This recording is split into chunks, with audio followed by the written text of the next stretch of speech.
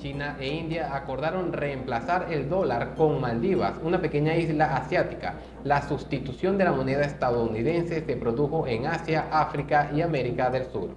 Algo que ha empezado ya a plantearse cada vez con más notoriedad y empiezan a darse los primeros ejemplos concretos de los países que toman la determinación de abandonar el patrón del dólar, es decir, de dejar de utilizar para sus transacciones internacionales la divisa norteamericana. Este planteamiento ya es una idea que surgió en el marco de los BRICS, que integran originariamente países como Brasil, Rusia, India y China. Justamente estas dos últimas naciones acaban de establecer un acuerdo por el cual van a hacer transacciones, van a comerciar con Maldivas en sus propias monedas, saliéndose de la referencia del dólar, donde también hay un elemento muy importante en este esquema, que es el sistema de cobros y de transacciones internacionales denominado SWIFT, que ha cobrado mucha notoriedad cuando comenzó la invasión rusa en Ucrania, no porque no se supiera que existía, pero sí en aquel momento Rusia quedó suspendido de ese sistema que permite, entre otras cosas, transferir a través de distintas cuentas del mundo, entre naciones, entre estados y también entre privados.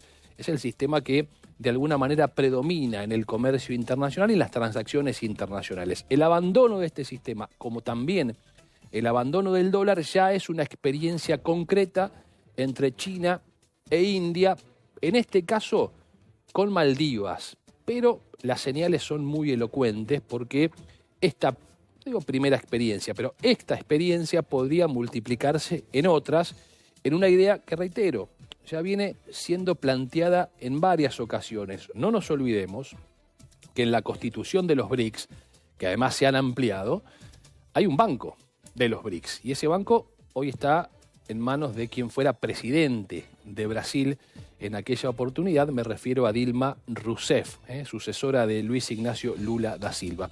Quedémonos con este ejemplo, sigámoslo muy de cerca porque el mundo y las grandes potencias mundiales, hablamos de los dos países con mayor población del planeta, India y China, han decidido, al menos con Maldivas, abandonar el dólar para sus transacciones internacionales.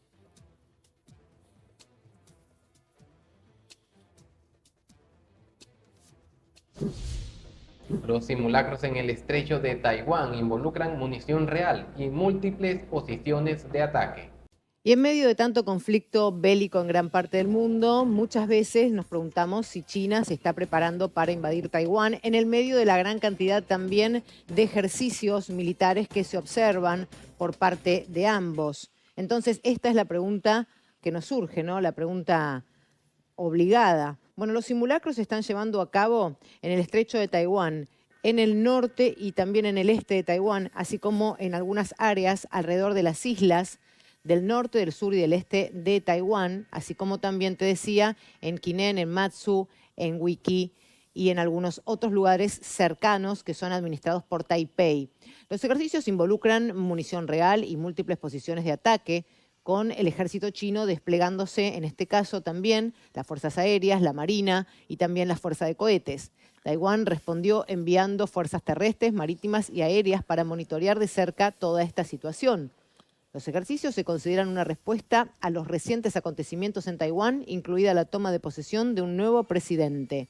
Las Naciones Unidas también han pedido a todas las partes que eviten esta escalada, mientras que Estados Unidos, el mayor aliado y patrocinador militar de Taiwán, ha instado enérgicamente a China a actuar con moderación. China ha descrito también a los ejercicios como una prueba de capacidad de tomar el poder sobre la isla autónoma. El presidente temporal y principal del Parlamento, Aladín Boroyerdi, dijo que el organismo se centrará en fortalecer la economía. Boroyerdi también dijo que Irán no buscaba la guerra, pero que actuaría con decisión contra cualquier agresión e intimidación. El nuevo parlamento iraní apuntó contra los Estados Unidos luego de algunos días de luto por la muerte justamente del presidente de Irán, Ibrahim Raisi. Se reanudaron las sesiones allí en el Parlamento. La ceremonia de apertura del 12º Parlamento de Irán tuvo lugar en el día de hoy en la Asamblea Consultiva Islámica en Teherán. El presidente temporal y principal del Parlamento, Aladín Boroujerdi, dijo que el organismo se centrará en fortalecer la economía. También dijo que Irán no buscaba la guerra, pero que actuaría con decisión contra cualquier agresión e intimidación. También destacó la lucha contra la dominación estadounidense como principio básico de la política exterior de Irán. Esta ceremonia, como decíamos, se produce tras un periodo de luto en Irán, después de que el presidente Ebrahim Raisi muriera en un accidente de helicóptero junto con su ministro de Asuntos Exteriores y otras 7 personas el día domingo 19 de mayo. El presidente de Ucrania, Zelensky, reclama atacar a Rusia con armamento de la OTAN.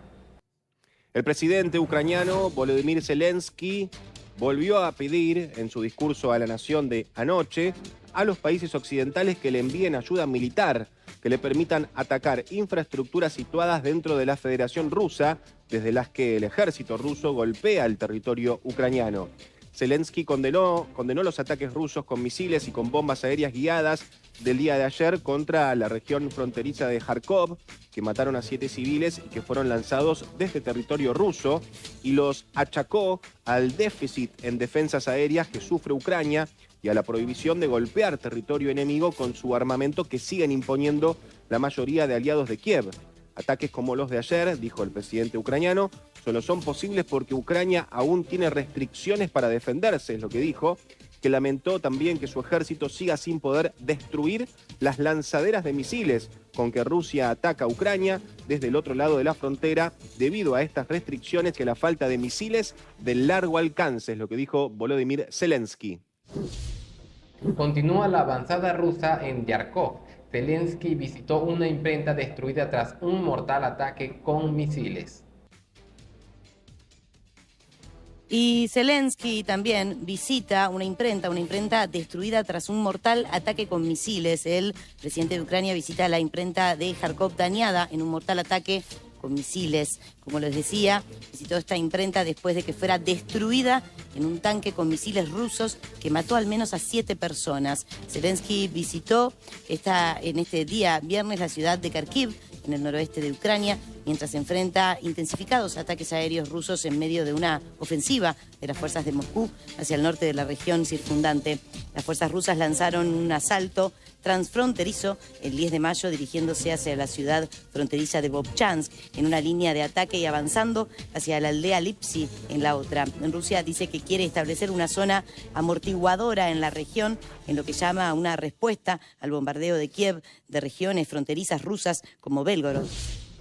Calificaron el avance de la tropa enemiga como éxito parcial. El ejército ucraniano reconoce la avanzada rusa en Donetsk. Y al ejército ucraniano ya no le queda más remedio que reconocer la avanzada rusa en Donetsk. En las últimas horas, las propias tropas ucranianas reconocieron el éxito de la avanzada rusa en Donetsk, aunque trataron de relativizar este avance calificándolo como parcial. Las fuerzas de Moscú tomaron la iniciativa y desde el 10 de mayo llevan a cabo una nueva ofensiva terrestre un poco más al norte en la región ucraniana de Kharkov. Por su parte, Rusia reivindicó la toma de la localidad de Andriivka, a unos 10 kilómetros al sur de Bakhmut, en la región oriental ucraniana de Donetsk, según el Ministerio de Defensa, que el día anterior había anunciado la toma del pueblo vecino de Klivchivka. Así que de esta manera Rusia sigue avanzando en territorio ucraniano, situación que ya es reconocida incluso por las propias tropas ucranianas.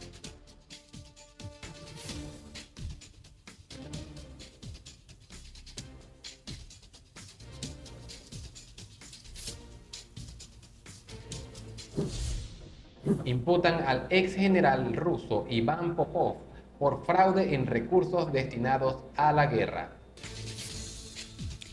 Imputan a un ex general ruso, Iván Popov, por fraude. Es imputado el ex general ruso Iván Popov por fraude millonario de material destinado a la guerra de Ucrania.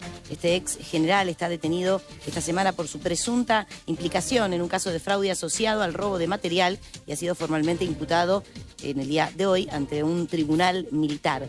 Popov ha sido acusado de participar en el robo de 1.700 toneladas de productos metálicos destinados al frente en la región ucraniana de Zaporizhia por un valor de 1.300 millones de rublos, con la complicidad de un empresario de la región y también un oficial del Distrito Militar del Sur.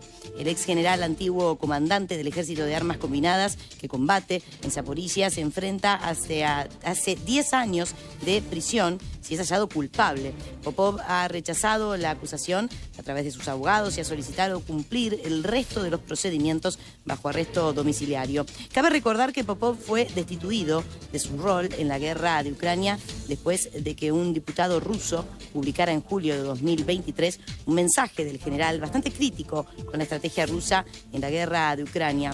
El ex general hablaba de una difícil situación por la falta de armamento y avisaba de que la guerra en Zaporizhia estaba dejando un número enorme de muertos y heridos entre las filas rusas.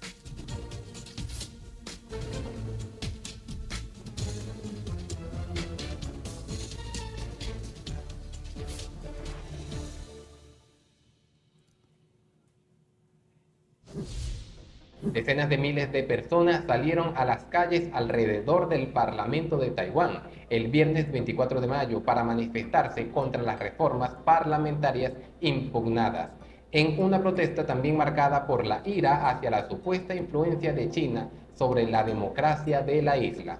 Se dio una masiva protesta por las reformas en el Parlamento y también por la cada vez más intensa intervención de China. Allí las personas se han negado a esta participación, se han manifestado en contra de las reformas parlamentarias impugnadas, marcada por la ira de la supuesta influencia de China sobre la democracia de la isla.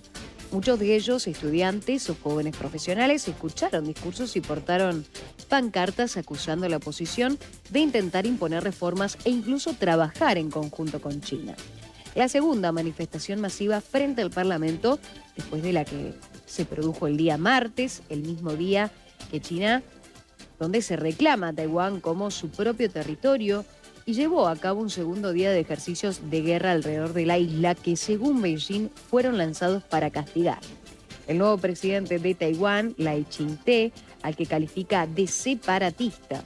Por otra parte, el Partido Progresista Democrático de Lai está tratando de impedir que la oposición, que en conjunto tiene una mayoría de escaños en el Parlamento, impulse medidas para dar a los legisladores una mayor supervisión sobre el gobierno. Las reformas darán a estos legisladores el poder de pedir a los militares, empresas privadas o individuos que revelen información que los parlamentos consideren relevante. También se prevé penalizar con penas de prisión a funcionarios gubernamentales que se consideren que cometan desacato al Parlamento, que, según reza el partido, carece de una definición clara.